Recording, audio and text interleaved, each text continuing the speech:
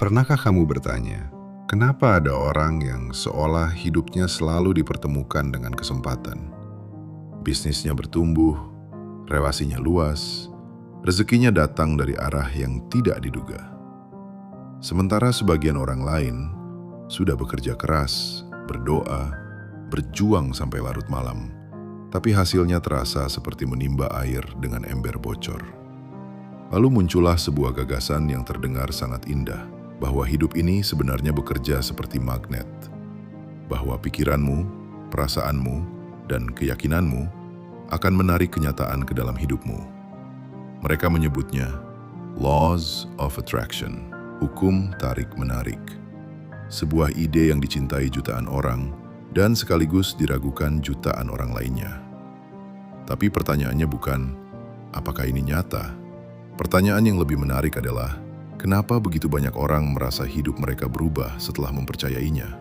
Dan jika memang ada sesuatu yang benar di dalam konsep ini, apa sebenarnya yang sedang bekerja? Alam semesta atau pikiran manusia sendiri?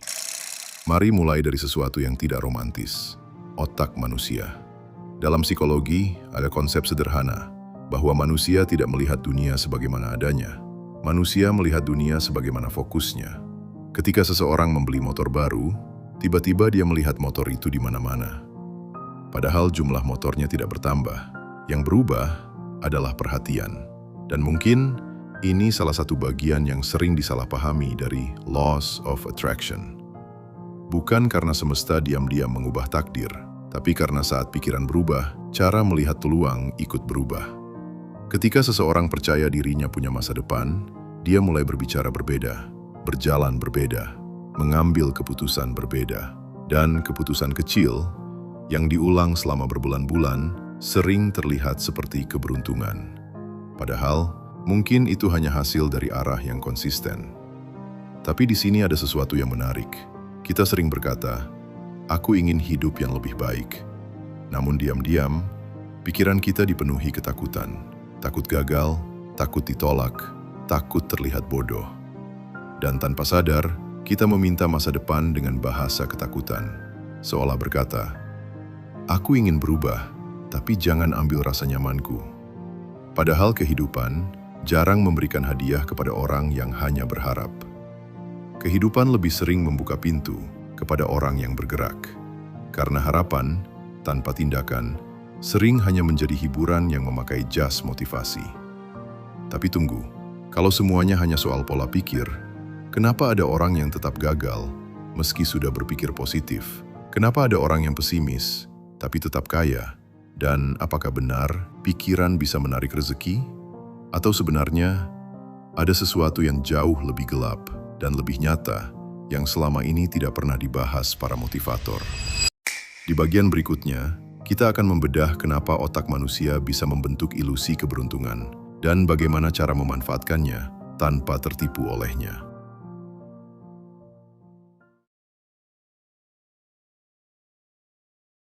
Ada sesuatu yang jarang dibahas ketika orang berbicara tentang keberuntungan. Kita menganggap keberuntungan seperti hujan, turun kepada siapa saja, tanpa aturan, tanpa logika. Tapi, bagaimana jika sebagian besar keberuntungan sebenarnya dibentuk? Bayangkan dua orang masuk ke ruangan yang sama. Orang pertama masuk dengan pikiran, "Aku pasti gagal." Orang kedua masuk dengan pikiran, "Mungkin ada sesuatu yang bisa kupelajari." Ruangan yang sama, waktu yang sama, peluang yang sama, tapi seringkali hasilnya berbeda. Karena yang menentukan hidup tidak selalu siapa yang melihat paling jauh. Kadang yang menentukan adalah siapa yang melihat lebih banyak. Psikologi punya penjelasan menarik. Otak manusia punya kebiasaan menyaring informasi. Setiap hari, jutaan detail lewat di depan mata kita, tapi otak hanya mengambil apa yang dianggap penting. Dan anehnya, yang dianggap penting sering berasal dari apa yang terus kita pikirkan. Kalau kamu terus berpikir hidupmu sempit, otak mulai mencari bukti bahwa hidup memang sempit. Kalau kamu percaya peluang masih ada, otak mulai menangkap sesuatu yang sebelumnya tidak terlihat. Bukan karena dunia berubah, tapi karena perhatianmu berubah. Dan perhatian sering menentukan keputusan. Keputusan menentukan tindakan. Tindakan menentukan hasil. Lalu hasil itu kita sebut keberuntungan. Mungkin yang selama ini kita cari bukan seni menarik rezeki, tapi seni menjadi orang yang siap ketika rezeki datang. Karena kesempatan punya kebiasaan aneh.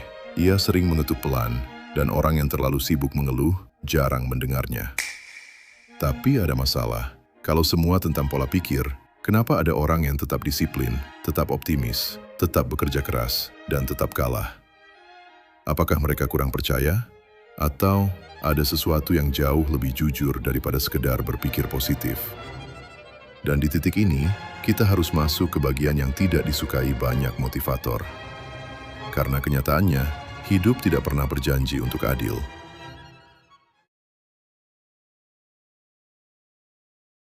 Ada kalimat yang sangat indah dan kadang sangat berbahaya. Kalau kamu berpikir positif, hal baik akan datang. Terdengar menenangkan, tapi kehidupan tidak selalu bekerja seperti itu. Karena kalau itu benar, tidak akan ada orang baik yang bangkrut. Tidak akan ada orang rajin yang gagal. Tidak akan ada orang tulus yang dikhianati. Tapi kenyataannya, kita semua pernah melihatnya. Dan mungkin sebagian dari kita pernah mengalaminya sendiri. Lalu muncul pertanyaan yang tidak nyaman. Kalau pikiran bukan segalanya, lalu apa? Jawabannya mungkin tidak seindah motivasi, tapi lebih berguna. Dalam hidup, hasil sering lahir dari pertemuan 3 hal.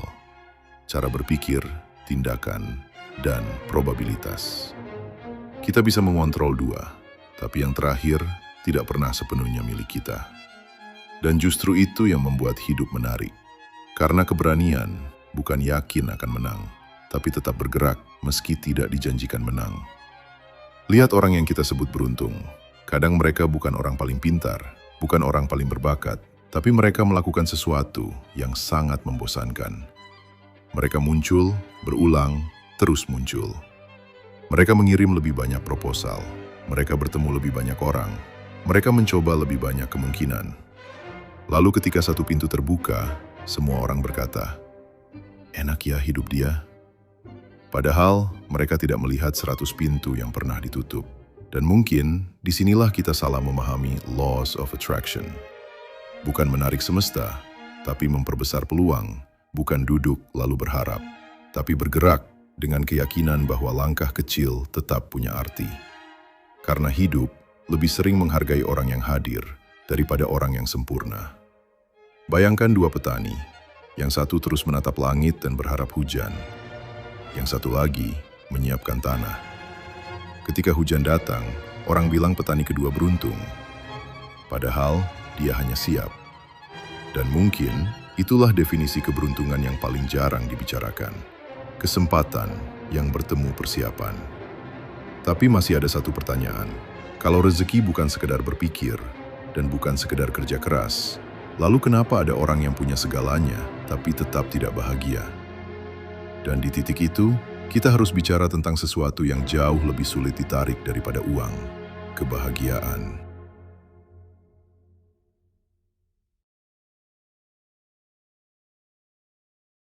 Jadi, setelah semua yang kita bahas tentang laws of attraction, tentang pikiran, tentang peluang, tentang keberuntungan, kita sampai pada satu pertanyaan sederhana. Apa sebenarnya yang sedang kita cari? Uang? Kesempatan? Kehidupan yang lebih mudah? Atau perasaan tenang bahwa hidup kita bergerak ke arah yang benar? Mungkin selama ini kita terlalu keras kepada hidup. Kita ingin hasil sekarang, jawaban sekarang, kemenangan sekarang. Seolah hidup adalah mesin. Masukkan kerja keras, keluar kebahagiaan. Padahal hidup lebih mirip kebun. Ada musim menanam, ada musim menunggu. Ada musim gagal, dan ada musim di mana kita baru sadar bahwa semua yang terjadi kemarin sedang membentuk versi diri yang hari ini. Laws of Attraction mungkin bukan tentang menarik dunia, tapi tentang melatih diri agar tidak menolak kesempatan. Bukan membuat semesta bekerja untukmu, tapi membuat dirimu siap ketika kesempatan datang. Karena orang yang pikirannya dipenuhi harapan tidak otomatis menang, tapi dia biasanya bertahan lebih lama. Dan kadang, orang yang bertahan lebih lama akhirnya terlihat seperti orang paling beruntung. Ada satu ironi, banyak orang mengejar uang karena mereka ingin bahagia. Lalu saat uang datang, mereka sadar, yang mereka cari dari awal bukan uang, tapi rasa cukup. Dan rasa cukup tidak pernah tinggal lama di tempat yang penuh perbandingan. Mungkin kebahagiaan bukan hadiah di garis akhir. Mungkin ia adalah cara kita berjalan. Karena ada orang yang hidup sederhana, tapi tidurnya nyenyak. Dan ada orang yang punya segalanya, tapi pikirannya tidak pernah pulang. Maka kalau hari ini kamu sedang menunggu keberuntungan, jangan hanya melihat langit, lihat dirimu. Tanya, apakah aku sudah menjadi orang yang siap ketika kesempatan datang? Karena kadang, keberuntungan tidak terlambat. Kita saja yang belum siap menerimanya.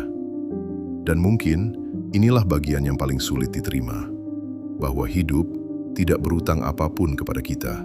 Tapi selama kita masih diberi waktu, kita masih punya satu hal yang sangat mahal. Kesempatan berikutnya.